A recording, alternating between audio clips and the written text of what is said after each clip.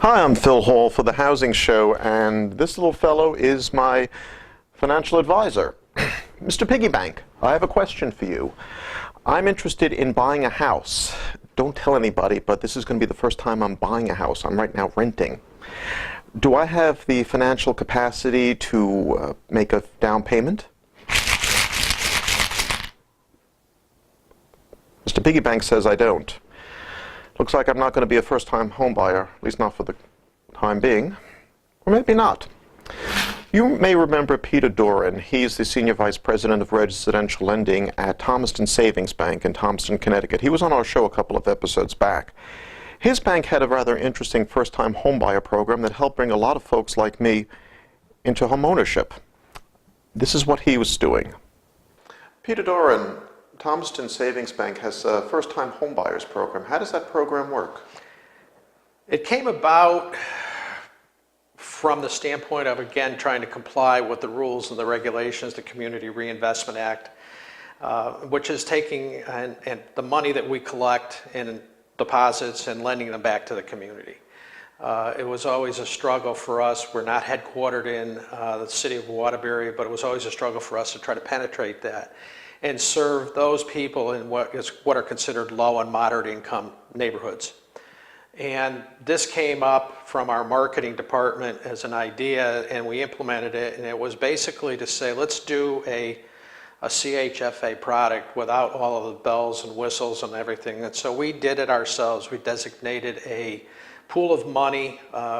We designated $750,000 seeded, and we continue to take applications. But we're doing it at 3% down. It's a first-time home buyer, somebody who's going into a low and moderate income neighborhood, and which is pretty much all of Waterbury and also Bristol. There's a couple of areas in Torrington. And we'll even look at somebody who has less than stellar credit and giving them a chance at home ownership. We had a very good reception to it. And to date, I think we've closed a little in excess of $800,000. You mentioned CHFA, that's the Connecticut Housing Finance Authority. How do they fit into this program? Well, actually, we modeled our program after what they offered without the FHA insurance that cost to the borrower. And we decided we would absorb the risk because of the 3% down. And so we used them as a model, and we've operated basically with our own pool of money to assist the borrowers. It has not been anything that CHFA has objected to. As I indicated, we've only done about $800,000 in loans, but it's an avenue to help people out. I think our average loan size has been about $85,000. Where does financial literacy fit into this? Do you do counseling with your prospective homebuyers? Yes. Every applicant now in today's climate has to be given the name of 10 counseling agencies, regardless of the type of loan they're looking for. And so we incorporated that into our program. And so they are not required, but we do offer 10 agencies that they can go to for financial counseling. And how do you market this program? We were just marketing it through real estate agents, and there was some media advertising. But the best marketing was the agents in Waterbury, primarily because once they found out about it, we were very active with applications and pre-approvals. We had far in excess of the 800,000 in applications, but not all of the deals consummated. People would get a pre-approval, but they weren't able necessarily to find a house that suited their needs. On last week's show, we visited with John Walsh, founder and president of Total Mortgage Services out of Milford, Connecticut. This is the second of our two-part interview with John on how he created the company and the challenges he's had in running it. John Walsh, you created Total Mortgage Services in 1997. What inspired you to create the company? That's a good question. I had worked for a bank, I had worked for a mortgage company, and I decided that I always thought that I could do it better, and I wanted to create a company that I would want it to work for. And kind of the philosophy I've had since we started in 1997 was I wanted the salespeople to be put in a position where they could sell, and I wanted operations people to operate.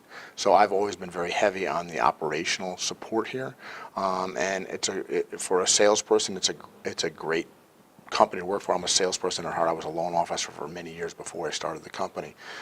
So it's a situation where the loan officers, their main goal, their main job is to put together a good file, and then they pass it off, and my operations takes care of it there. So at the end of the day, I wanted to create a company that myself as a salesperson or a loan officer wanted to work for, and that's what I've worked on all these years. Was this the first time you created your own company?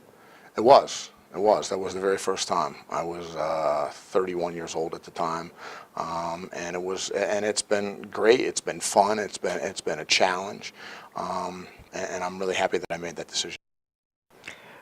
In the years that you've been in business, what have been the greatest challenges in running the company? And on the flip side, what have been some of the greatest triumphs? The challenges in this business are, as everybody who's in this business knows, is the rate environment a lot of times dictates business, and it's difficult to manage people when you have a demand that can go from 1x to 3x in 30 days, or from X to half of X in 30 days. It's a difficult business to manage the people because of the quickness how things move in this industry. It's not a situation where we're going to do 105% of what we did next month. It just doesn't work that way. So it's very difficult to plan in this business from a people perspective. So I would say that's probably the biggest challenge that we face. The biggest wins that we have is getting through those challenges. That's the best part. The best part is in down markets, and after the crisis in 2007 and 2008, we were able to pick up some very talented people, and who have stayed with us since then. It was a great time of opportunity. Same thing when this past interest rate spike in May of last year made a lot of displaced people, and we've picked up again a lot of very talented people.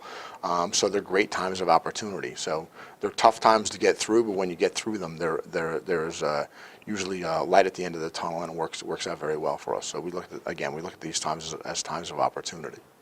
The mortgage banking industry is under a great deal of regulation today, and has been for the past couple of years.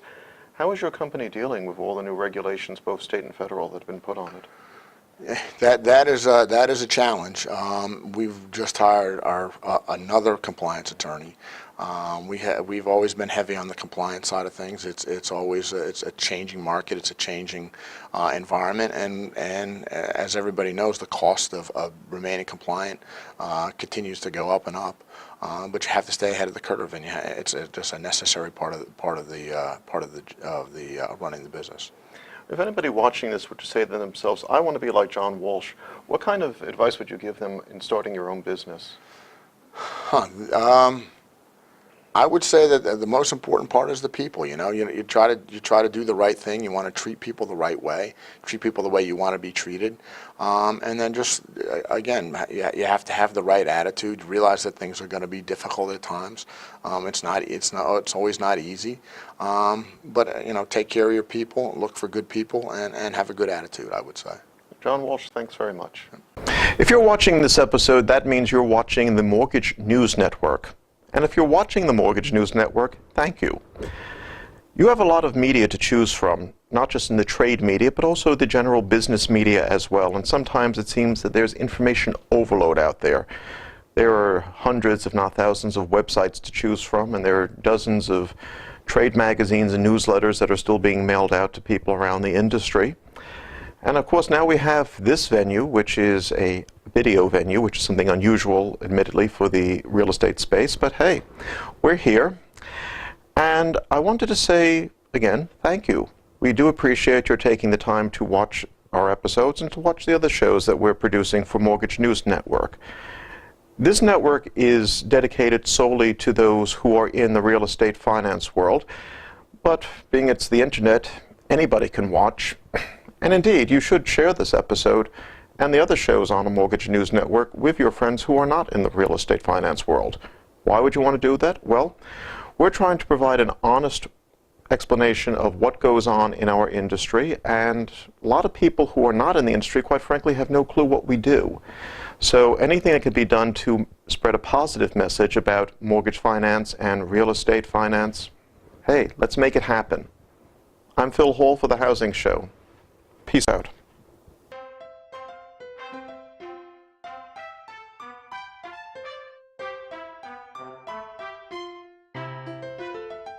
The Housing Show airs every Friday at 11 a.m. Eastern Time and can be viewed exclusively on MortgageNewsNetwork.com. Thanks for watching us here on Mortgage News Network. You know, you could be part of the action here. If you have a product or service for mortgage professionals, you can be a sponsor and have your commercial here on Mortgage News Network. And if you don't have a commercial, that's okay. We have plenty of clever and creative folks behind the camera who can make a commercial for you.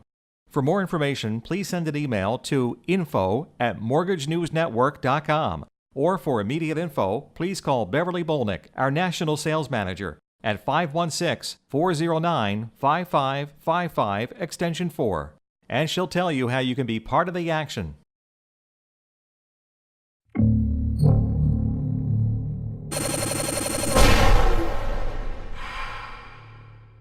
This is Mortgage News Network.